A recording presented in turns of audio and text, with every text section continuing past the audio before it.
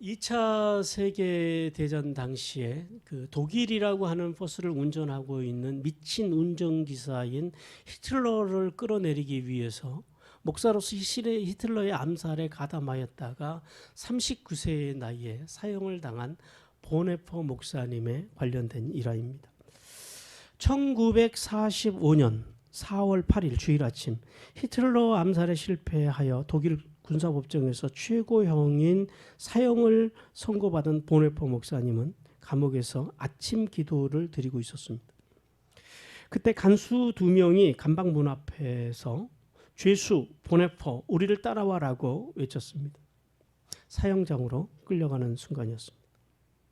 이때 감옥에 함께 있던 영국군 포로가 사형장으로 끌려가는 보네퍼 목사님을 향해서 이렇게 말했습니다.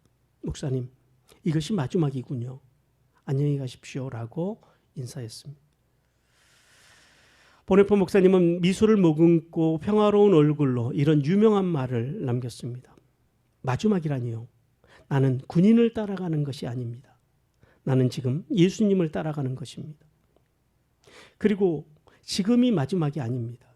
나에게 있어서는 이제 생명의 시작입니다. 감옥 생활은 끝났습니다. 그리고 이제 자유로운 생활이 시작되었습니다. 세상의 고통스러운 생은 여기서 끝납니다. 그러나 영원한 생명이 이제 시작됩니다. 나의 사명은 끝났습니다. 그러나 다른 사람들이 나의 사명의 길을 걸어갈 것입니다. 모든 사람들이 두려워하는 죽음. 이 죽음이라고 하는 두려움 앞에서 이토록 여유롭고 당당할 수 있는 이유가 무엇이라고 여러분은 생각하십니까?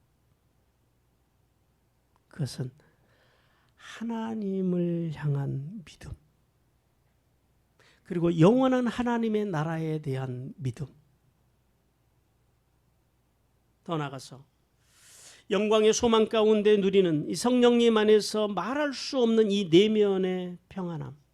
이 평안함이 죽음이라고는 두려움 앞에서도 이런 여유로움과 이런 당당함을 갖게 한다라는 사실입니다. 우리가 복음이신 예수 그리스도를 믿어서 의롭다 하는 칭함을 받았으면서도 마음으로는 하나님의 법을 따르기를 소원하지만은 정작 육신은요, 죄의 법을 따라 살 수밖에 없는 이중성의 이 삶, 이중성을 가진 이 존재라고 하는 우리의 실존. 우리는 이 실존에 대해서 계속해서 하나님의 말씀을 드렸습니다. 그런데 많은 사람들이 오늘날 이런 실존 앞에서 과연 나의 구원은 지금도 유효한가라는 질문 앞에서 때때로 두려움에 사로잡혀서 살아가고 있다라는 사실입니다. 그래서 하나님께서는 이제 8장을 통하여 성도가 이 땅에서 죄를 이기고 사망의 권세를 극복할 수 있는 길, 그 길이 바로 복음이신 예수 그리스도를 믿고 세례를 통하여 그분과 연합되어서 성령 안에서 성화의 삶을 살아가는 것. 그 길에서 가능하다라고 말씀합니다. 특별히 오늘 하나님께서 오늘 본문 말씀을 통해서 예수 그리스도를 믿는 성도 안에 하나님의 성령, 하나님의 영이 거하시면 하나님의 자녀로서 두려움 없이 살아가게 된다고 하는 메시지를 우리에게 주십니다. 오늘 본문을 통해서 하나님께서는 저희들에게 크게 3가지 메시지를 주시는데요. 첫 번째는 이것입니다. 하나님의 자녀는 성령의 이끄심대로 살아야 한다라는 말씀입니다. 우리가 아무리 구원받은 성도일지라도 하나님의 영, 성령 안에서 살지 못하고 육신을 따라 살면은 결국 죄에서 벗어나지 못하게 되고 사망에 이를 수밖에 없다라는 사실을 우리는 알아야 합니다. 그래서 하나님께서는 먼저 9절을 통해서 그리스도인의 조건, 뭐예요? 누가 그리스도인이냐라는 거예요. 여러분, 누가 그리스도인입니까? 우리는 통상적으로 교회를 다니는 사람들을 일컬어서 뭐라 그래요? 그리스도인이라고 합니다. 그런데요, 오늘 본문에서 하나님께서는 이 말에 대해서 단호하게 거부하십니다. 그러면서 하나님께서는 2가지를 말씀하시는데요. 첫 번째는 복음이신 예수 그리스도를 믿어서 구원받은 성도일지라도 그 내면에 항상 성령이 거하시는 것이 아니라 죄가 거할 수도 있고 성령께서 거하실 수도 있다라는 말씀을 하십니다. 이 말씀은 교회를 다니는 사람이라도 성령을 소유하지 않으면 그리스도인이라고 부를 수가 없다라는 거예요. 오늘 본문 속에서 그리스도의 영을 소유한다라는 말씀은 어떤 물건을 소유하듯이 소유한다라는 것이 아니라 성령께서 내 안에 계시고 내가 누구 안에요? 성령 안에 거하는 연합의 비밀을 말씀합니다. 무슨 말이에요? 성령님과 연합한 성도가 그리스도인이라는 말이에요. 그러므로 성령을 내면에 모시지 못하면 교회를 다니고 직분을 받았다 할지라도 그리스도께 속한 사람이 아니라는 것을 우리는 알아야 합니다. 그 다음에 두 번째 질문은 이겁니다. 누가 그리스도께 그럼 속한 성도냐라는 거예요. 어떤 사람이 그리스도께 속한 사람입니까? 그런데 이 질문에 대한 대답은 의외로 간단합니다. 그리스도께 속한 성도는 생각과 삶 속에 성령의 임재, 성령의 생각이 있다라는 거예요. 다시 말하면 성령 안에서 화목하게 하는 직분을 잘 감당하고 있는가를 점검하면 쉽게 알 수 있다라고 말씀합니다. 우리 고린도후서 5장 18절 말씀 같이 읽습니다. 시작. 모든 것이 하나님께로서 났으며 그가 그리스도로 말미암아 우리를 자기와 화목하게 하시고 또 우리에게 화목하게 하는 직분을 주셨으니, 우리에게 뭘 주셨다고요? 화목하게 하는 직분을 주셨다는 거예요. 우리가 장로가 되고 권사가 되고 안수집사가 되고 우리가 서리집사가 되고 성도가 된 것, 우리가 예수 그리스도를 믿는 순간 하나님께서 우리 모두에게 공통된 직분을 주셨는데 그게 어떤 직분이에요? 화목케 하는 직분을 주셨다는 거예요. 하나님께서는 오늘 본문 말씀을 통해서 예수 그리스도를 믿는 성도 안에 하나님의 영이 거하시면 하나님의 자녀로서 두려움이 없는 그런 삶을 살아가게 된다라는 말씀을 하시면서 두려움이 없이 살아가는 사람들에게 화목하게 하는 직분을 주셨다라고 말씀하십니다. 성령의 사람의 특징은 모든 생각과 삶의 방향이 다 생명을 향해서 화목하게 하는데 초점을 맞추고 살아갑니다. 세상 정치에서 말하는 어떤 진영 논리나 세대나 무슨 지역이 아니라 이것은 화목케 하는 게 아니에요. 그가 누구일지라도 1%의 가능성만 있어도 어떤 삶이요? 돕고 세우고 살리는 삶, 생명의 부양자의 삶, 구속사의 삶, 그 삶으로 화목케 하는 직분을 감당하려고 하는 마음의 자세를 가진 사람들, 이런 사람들을 어떻게 뭐라고 한다고요? 이런 사람들이 그리스도께 속한 사람이라. 이런 사람들을 성경에서는 성령의 사람이라고 말씀하십니다. 우리 모두가 성령의 사람으로 살아가는 은혜를 받으시기를 주님께서 원하십니다. 계속해서 10절과 11절 말씀을 보니까 예수 그리스도의 영으로 말미암는 부활에 대해서 말씀합니다. 하나님께서는 본문을 통하여 몸이 죄로 말미암아 죽었다라고 말씀합니다. 이 말씀의 의미가 무엇입니까? 이 말씀은 모든 인간은 예외 없이 육체의 죽음을 맞이한다라는 거예요. 그러니까 육체의 죽음에서 벗어날 수 있는 인간은 세상에 아무도 없다라는 겁니다. 또 인간의 영이 의로 말미암아 살았다라고 말씀하십니다.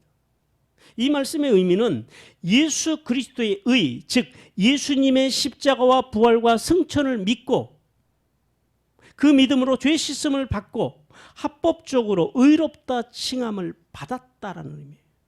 그게 누구예요? 그게 우리라는 거예요. 그게 그리스도인의 존재성이라는 것입니다. 구원받은 성도가 육체를 따라 살지 않고 그리스도와 연합된 삶, 즉 성령 안에서 살아갈 때에 도저히 죽음을 면할 수 없는 육체가 장차 예수님처럼 부활의 몸으로 살아나서 하나님의 나라에서 영접되게 될 것이라고 하는 약속, 그 약속의 말씀이 바로 오늘 이 10절의 말씀입니다. 여러분, 세상에서 죽음을 두려워하지 않는 사람은 아무도 없지요. 그러나 오늘 보네포 목사님처럼 예수 그리스도의 십자가의 능력으로 죄로부터 우리를 구원하시고 또 성령 안에서 삶의 마지막에 부활의 몸으로 영접해 주실 분이 하나님이라는 사실을 안다면 우리는 어떠한 두려움일지라도 이겨낼 수 있게 될 것이라고 주님께서 우리에게 말씀하십니다.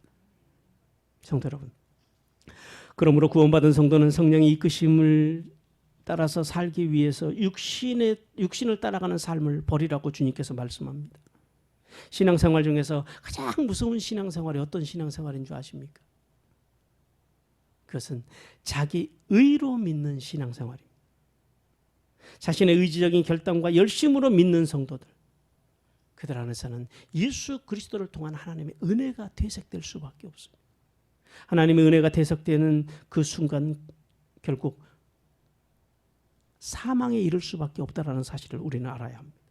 우리가 구원을 받는 것은 오직 예수 그리스도의 은혜예요. 우리가 뭘 잘해서, 우리가 우리의 의지와 어디의 결단을 가지고 우리가 어떤 것을 해서 구원을 받는 게 아니라는 사실입니다. 그리스도를 믿고 구원을 받은 이후 그 삶을 잘 살아가기 위해서는 성부 하나님의, 그리고 성자 하나님의, 성령 하나님의 그 인격으로 사는 것, 그것만이 옳은 신앙의 길이라는 사실을 깨달으라고 주님께서 우리에게 말씀하십니다. 두 번째, 하나님께서 우리에게 주시는 메시지는 하나님의 자녀는 성령을 따라서 몸의 행실을 죽여야 한다라고 말씀합니다. 그리스도의 사람이라면 성령 안에서 육신의 욕심을 죽이고 영원한 생명을 향하여 하나님의 자녀로 살아야 한다라는 사실입니다. 먼저 12절을 통해서 성도는 육신의 빚진 자가 아니므로 더 이상 육신을 따라서 살지 말라라고 말씀합니다. 여기서 빚진 자라고 하는 단어가요, 헬라어로 오페일로라고 합니다. 이 단어가 어떤 의미를 갖냐면은 금전적으로나 도덕적으로 또 개인이나 국가나 하나님께 대하여 갚아야 할 은혜, 그것을 빚이라고 말씀합니다. 하나님께서는 우리가 그리스도로 말미암아 하나님께 생명의 빚진 자가 되었다라고 말씀합니다. 왜냐하면 복음이신 예수 그리스도께서 우리의 죄와 우리의 모든 허물을 어디에서요? 십자가에서 다 가져가셨다라는 거예요. 우리는 그 사실을 믿습니다. 주님께서 십자가에서 우리의 죄와 사망의 권세를 다 가져가시고 그 사망의 권세로부터 우리를 해방시켜 주시고 우리에게 구원을 주셨기에 우리는 하나님께 빚진 자들입니다. 빚을 졌으면요, 갚아야 하는 것이 사람의 도리입니다. 그런데 문제가 있어요. 문제가 뭐냐면은 하나님께 빚진 성도들이 구원받아서 예수 그리스도를 믿으면서도 여전히 마치 육신의 빚진 자처럼 살아간다라는 거예요. 하나님께 어떻게든지 우리가 빚을 갚으려고 애를 쓰는 것이 아니라 은혜로우신 예수 그리스도를 믿어서 구원받았으면서도 육신의 빚진 자처럼 죄의 법을 따라서 죄의 종으로 살아가는 인간의 모습, 그 모습은 하나님의 아픔입니다. 하나님께서는 구원받은 성도가 빚진 자로서 육체의 것을 버리고 오직 하나님의 뜻 안에서 삼위 하나님의 인격을 닮아가는 데 주력하라라고 말씀합니다. 우리 베드로전서 4장 2절과 3절 같이 읽습니다. 그 후로는 다시 사람의 적용을 따르지 않고 하나님의 뜻을 따라 육체의 남은 때를 살게 하려 함이라. 너희가 음란과 정욕과 술 취함과 방탕과 향락과 무법한 우상 숭배를 하여 이방인의 뜻을 따라 행한 것은 지나간 때로 족하도다.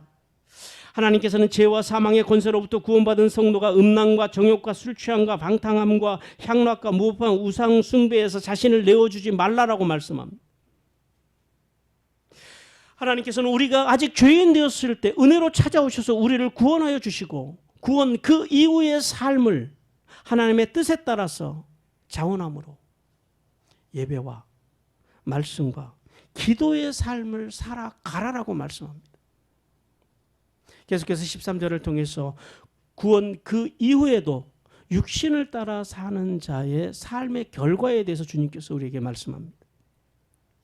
하나님께서는 구원받은 성도라 할지라도 성령 안에서 몸의 행실, 즉 옛 습성으로 물들어 있던 몸에서 나오는 그 나쁜 습관들, 나쁜 인격들을 우리가 잘 경영하지 않고 그대로 방치하면 우리가 구원을 받았다 할지라도 틀림없이 죽게 될 것이라고 말씀합니다.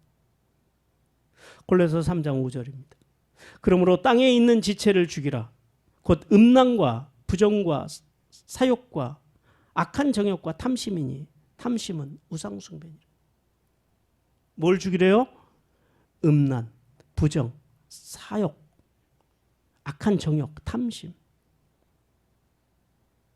근데 유독 하나님께서는 이 탐심에 대해서 우상숭배라고 말씀하십니다. 왜냐하면 인류가 범죄할 때 인간에게 가장 먼저 들어온 죄가 뭐예요? 이 탐심이에요. 선악과를 바라봤잖아요. 선악과를 탐하는 마음. 그래서 주님께서는 특별히 믿는 우리에게 이 탐심에 대해서 경계하십니다. 오늘 13절 말씀을 보니까 죽는다라는 말씀이 나옵니다. 이 죽는다라고 하는 말씀은 단순히 영적인 육체적인 죽음만을 의미하지 않습니다. 오늘 본문 속에 보니까 그래요. 반드시 죽을 것이로되 그럽니다. 이 말씀은 근본적으로 우리가 하나님으로부터 영원히 분리되는 것을 의미합니다. 하나님으로부터 영원히 분리되어서 하나님의 나라를 상속하지 못하게 되고 결국 하나님의 나라를 상속받지 못하면요, 결국 지옥 백성이 될 수밖에 없다라는 거예요. 언제요? 구원받기 전에요? 아니요. 구원받은 이후에라도 그렇게 될 수 있다라는 거예요. 그러므로 복음이신 예수 그리스도를 믿어 구원받은 성도일지라도 죄의 몸에서 나오는 이 옛 습관을 방치하지 말라라는 겁니다. 그 옛 습관에서 너희가 돌이키라라는 거예요. 너희가 만약에 돌이키지 않는다면 그것은 죽음의 위기를 초래하는 지름길이라는 사실을 깨달으라고 주님께서 오늘 우리에게 말씀합니다. 그러나 반대로 우리가 구원받은 성도로서 육신을 입고 있는 한 이 피할 수도 없고 또 피해서도 안 될 이 육신의 소욕, 끊임없이 우리의 옛 습관, 우리의 몸에 배어있는 잘못되어 있는 인격, 그것을 향해서 이끌려고 하는 그러한 소욕들과 우리가 날마다 싸우는 삶을 살아간다면, 또한 삼위 하나님의 인격, 즉 성자의 은혜와 성부의 사랑과 성령의 교통 속에서 매일 하나님과 예배하고 매일 교통하면서 우리가 날마다 말씀과 예배와 기도로 지성소의 수준까지, 대제사장의 수준까지 자라간다면, 그렇게 자라가서 세례의 정신으로 육신 속에서 일어나는 이 소욕을 계속해서 우리가 성령으로 죽이고 그리스도의 생명, 즉 돕고 세우고 살리는 삶을 살아간다면, 하나님께서는 그러한 삶의 자리로 살아가려고 애쓰는 하나님의 사람들에게 반드시 모든 인간들이 두려워하는 죽음 이후에도 영원한 생명을 누리게 될 것이라고 오늘 우리에게 약속하고 계십니다.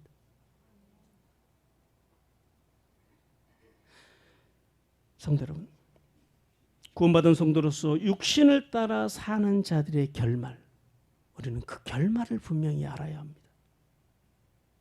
구원받은 성도들이 진짜 두려워해야 할 것은 이 땅에서 오는 크고 작은 두려움이나 이 땅에서의 생명이 끝나는 죽음이 아니에요.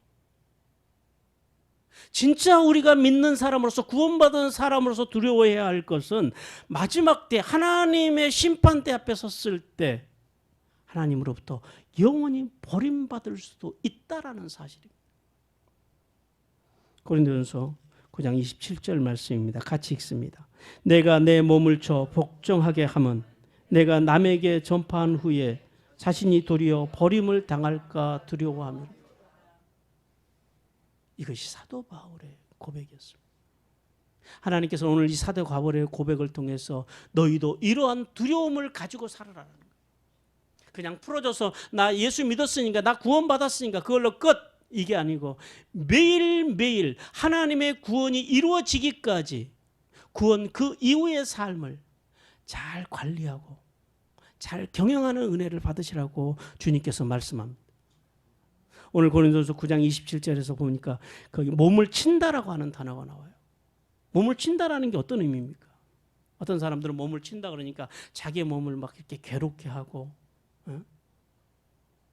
그런 의미로 받아들입니다. 그게 아니고요.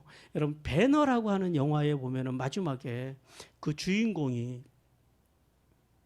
이제 마지막 경주를 하면서 그 원수가 그 배너를 말에서 떨어뜨리기 위해서 그 고삐를 놓게 하기 위해서 온갖 나쁜 짓을 다 하잖아요. 그럼에도 불구하고 그 배너가 그 말의 고삐를 놓지 않고, 고삐를 놓지 않았다라는 건 뭐예요? 그 말을 제어했다라는 거예요. 통제했다라는 거예요. 이런 것들을 의미합니다. 무슨 말이냐면 마치 베너가 그 원수의 공격에도 말의 고삐를 놓치지 않고 그 말을 제어하면서 끝까지 경주하여서 승리하였던 것처럼 우리가 삶의 자리에서 우리의 마음과 생각과 언어와 행동과 인격을 성령 안에서 잘 제어하는 삶, 잘 관리하는 삶을 살아가는 것, 그것이 바로 몸을 친다라고 하는 의미입니다. 자신의 마음을 성령님 안에서 경영하지 않으면 복음을 위해서 어떤 사람들처럼 한 시대에 쓰임은 받아요. 사울 왕이나 가룟 유다나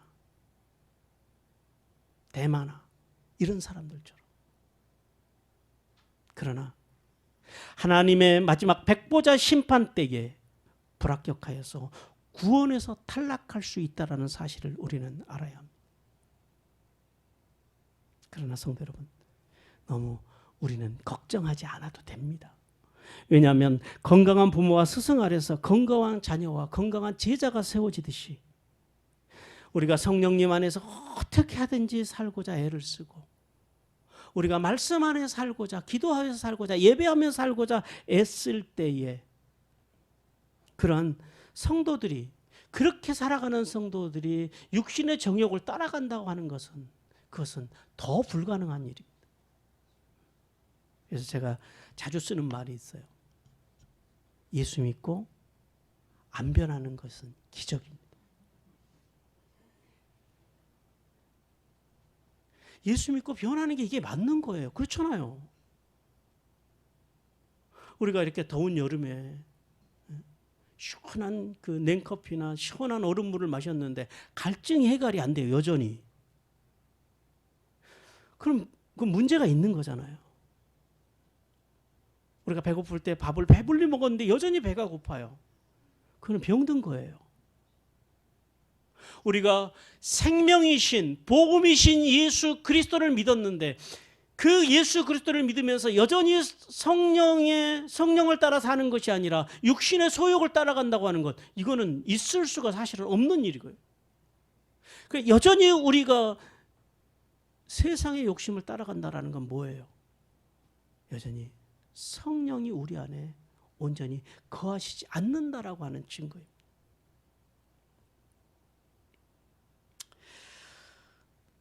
우리는 연약한 육신을 입기 때문에 시시때때로 죄를 짓고 넘어집니다. 그것은 우리 인간의 실존입니다. 그것 때문에 힘들어하지 마세요. 거기에 우리의 신앙, 우리 인생의 초점을 맞추지는 마세요. 우리가 늘 넘어지고 우리가 죄인이라는 사실은 하나님도 아시고 나도 알고 누구도 알아요. 마귀도 알아요.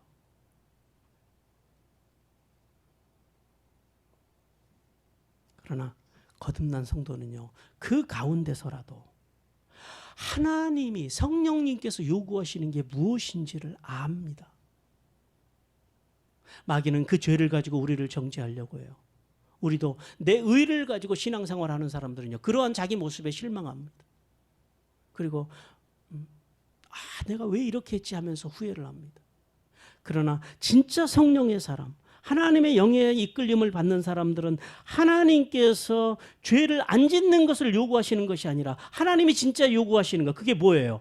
너희가 죄를 지었을지라도 어떻게 하는 거예요? 슈브, 하나님께로 돌아오는 것. 그것이 하나님의 요구라는 사실을 알기 때문에 성령의 사람들은 자신의 연약함과 부족함을 바라보지 않고 그것으로 인해서 머리를 쥐어뜯지 않아요. 어떻게 해요? 하나님께로 돌아가요. 하나님께로. 하나님께서 우리가 죄 없이 살 수 없는 존재라는 아시기 때문에 언제라도 몸에 배어있는 이 나쁜 행실을 그래서 우리가 날마다 성령 안에서 죽이고 회개하고 돌아오면 하나님께서 어떻게 하시겠다 그래요?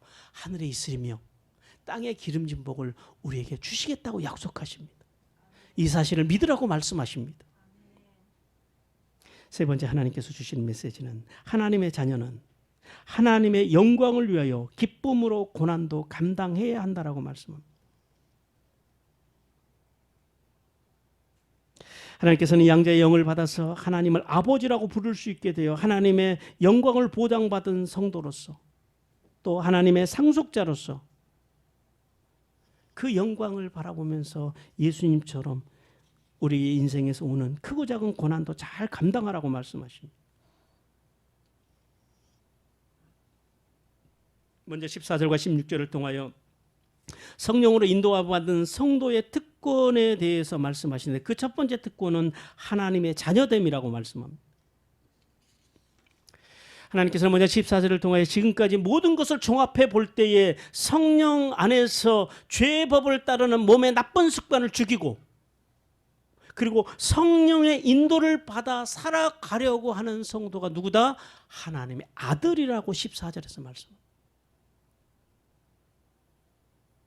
여러분, 죄를 안 지어서 아들이 되는 것이 아니고 어떻게 하든지 성령 안에서 살아가려고 하는 사람들이 하나님의 아들이라는 거예요. 여기서 하나님의 아들이라고 하는 것은 어떤 혈통이나 종교가 아니라 그것을 넘어서 이제 성령의 인도하심 속에서 매일 하나님을 예배하고 매일 하나님과 교통하면서 구원받은 자의 세 가지 원칙 뭐예요? 말씀과 예배와 기도 속에서 기도의 삶을 살아가는 성도가 누구래요? 하나님의 자녀라는 거예요.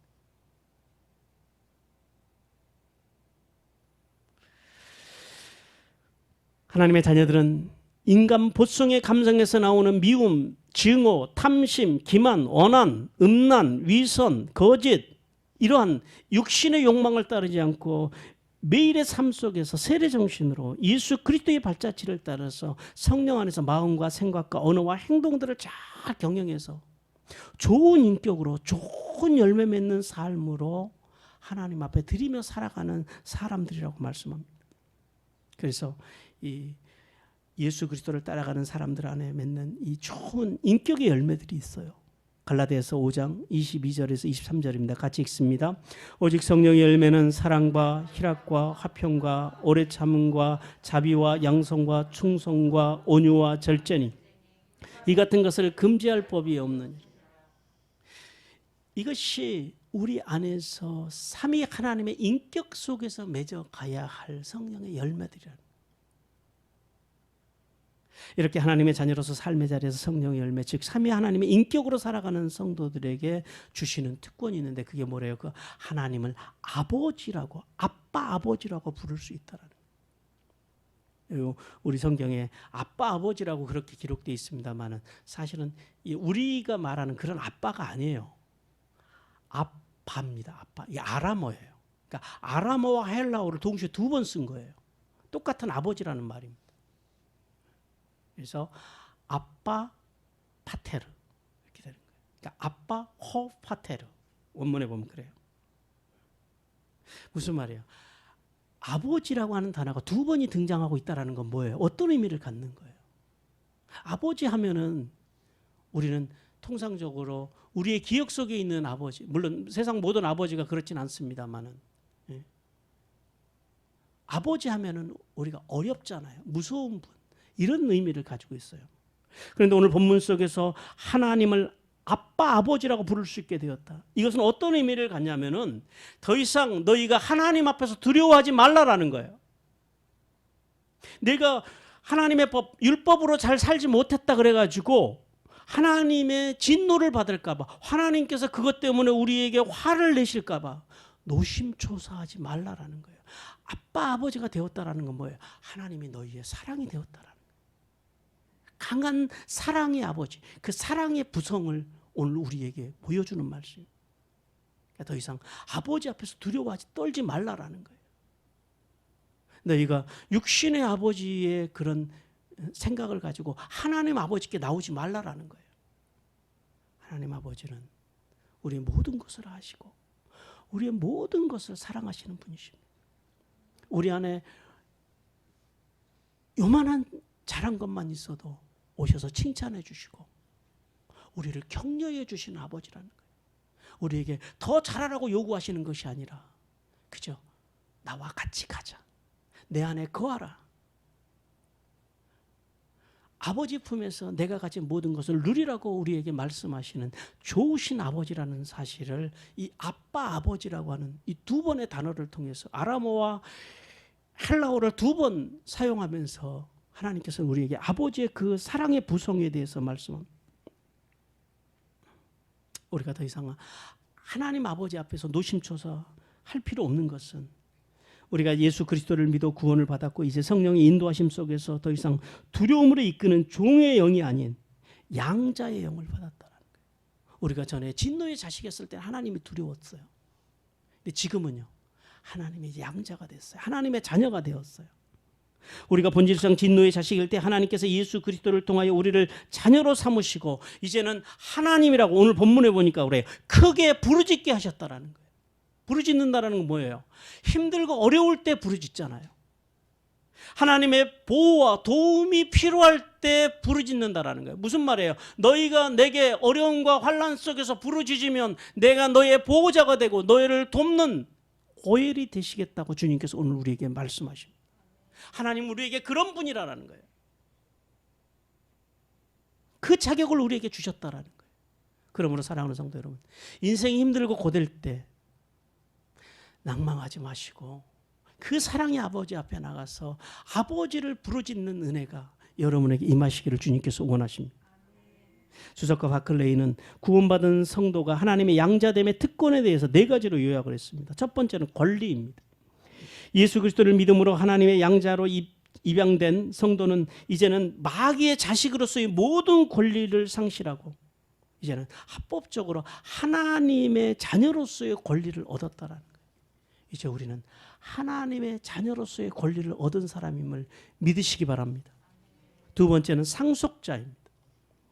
이 상속자라고 하는 말은 하나님의 양자된 성도는 하나님 아버지의 유산을 상속받을 수 있는 상속자가 되었다라는 거예요. 종이었을 때는요, 죽으라고 일만 하지만은 무엇 하나 그 주인으로부터 물려받을 수 있는 것이 없는 것이 우리 인생입니다.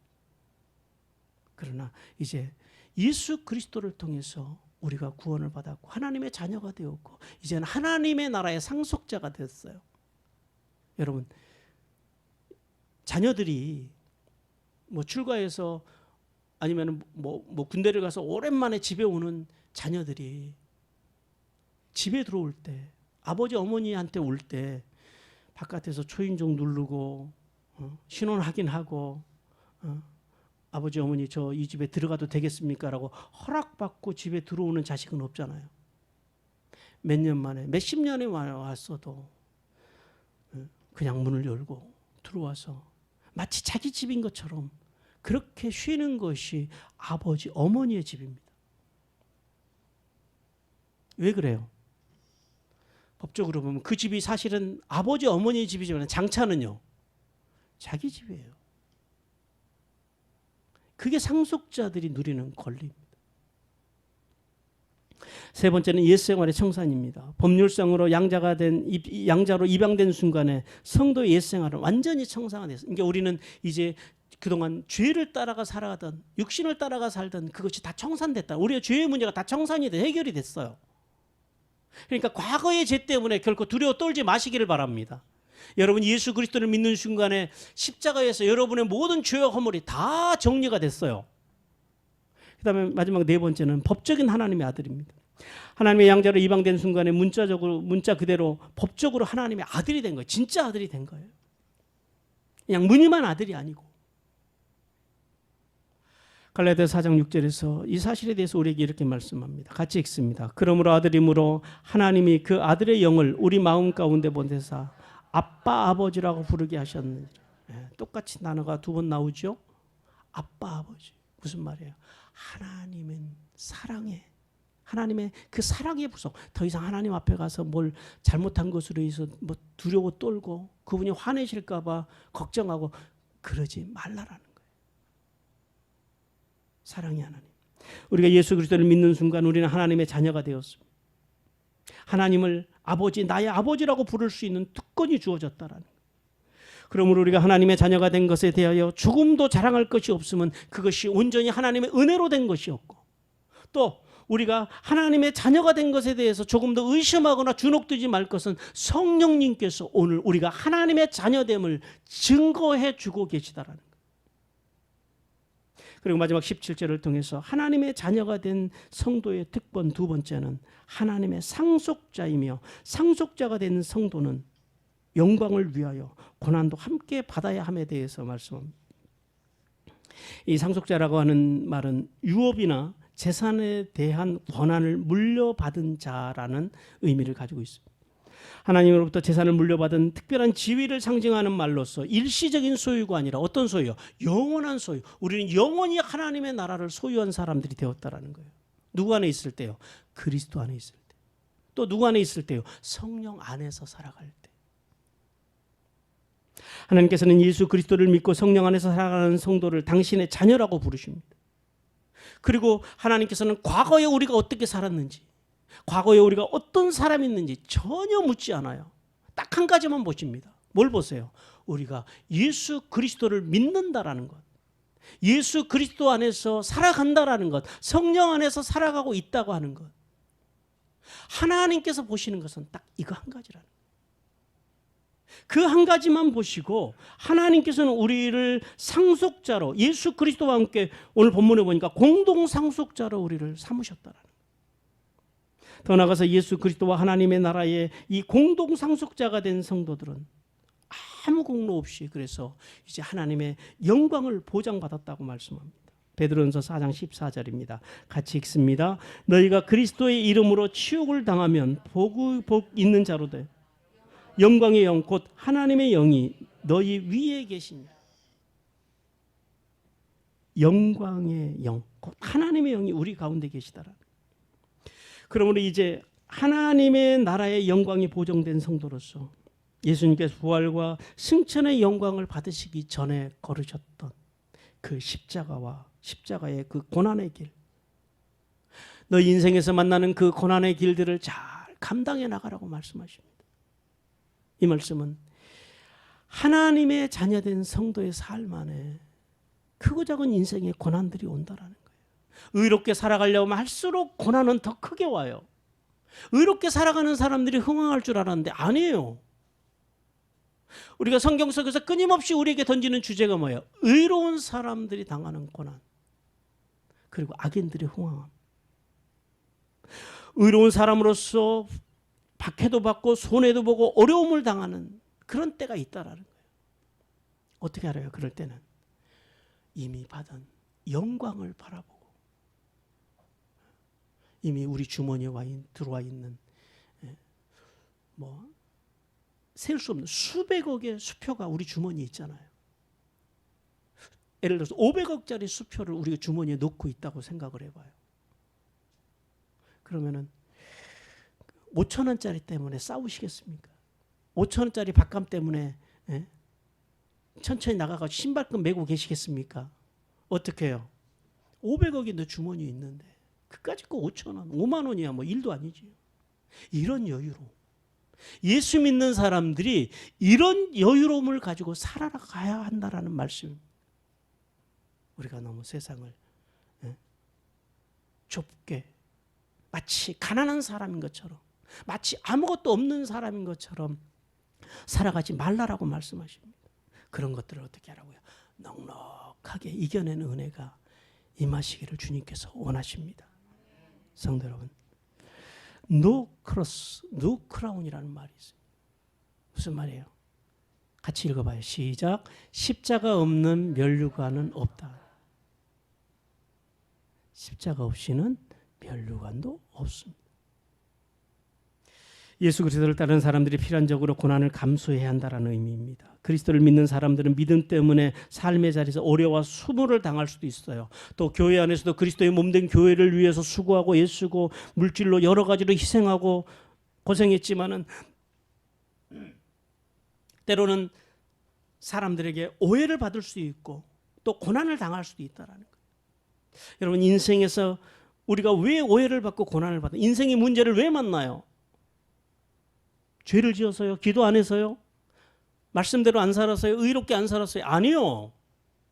살아있는 동안은 인생의 고난은 끊임없이 옵니다. 살아있기 때문에 인생의 고난을 만나는 거예요. 오늘 여러분이 당하고 있는 삶의 문제들 왜 당해요? 살아있으니까 당하는 거예요. 그럼 죽으면 안 당해요? 죽어도 사실은 당해요. 근데 죽으면은 자기가 고난을 당하는 걸 알아요? 몰라요? 몰라요. 자기 몸이 불구덩이에 들어가고 자기 몸에서 무덤에 묻히면은 구더기가 나오고 죽은 사람은 몰라요. 그래서 고난이 왔을 때 그 고난을 느낄 수 있다라고 하는 것. 살아있음에 감사하는 은혜가 여러분에게 임하시기를 바랍니다. 우리가 삶의 그 길, 그 길에서 만나는 의인들의 고난, 악인들의 호함, 여러분 그것들 때문에 너무 일일비하고 실망하지 마시기를 바랍니다. 왜냐하면 예수님께서 우리에게 이렇게 말씀하십니다. 너희가 하나님의 나라에 들어가려면 많은 환난을 당해야 한다라고 말씀하셨습니다. 예수 믿고 살아가면서 환난을 당하는 것, 고난을 당하는 것, 그것은 지극히 정상적인 거라는 것. 구원받고 성령 안에서 살아가는 성도는 그리스도와 운명을 함께하고 있음을 기억해야 합니다.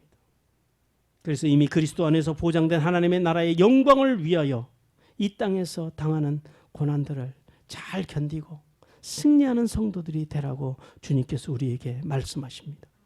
사랑하는 성도 여러분, 복음이신 예수 그리스도를 믿어 구원받아 성화의 삶을 살아가는 성도로서 성령의 이끄심에 민감한 은혜를 받으시길 바랍니다. 또한 성령을 따라 몸의 행실을 죽이고 이미 우리 앞에 보장된 그 하나님의 나라의 영광을 위하여 백년도 못 살 이 땅에서의 인생, 이 땅에서 당하는 고난들을 기쁨으로, 그리고 우리를 좌절케 하는 여러 가지 삶의 상황들 앞에서 두려움 없이 담대하게 견디고 뚫고 나가서 하늘에 있으리며 땅의 기름진 복을 받는 성도들이 되시기를 주님께서 원하십니다. 우리 두려움과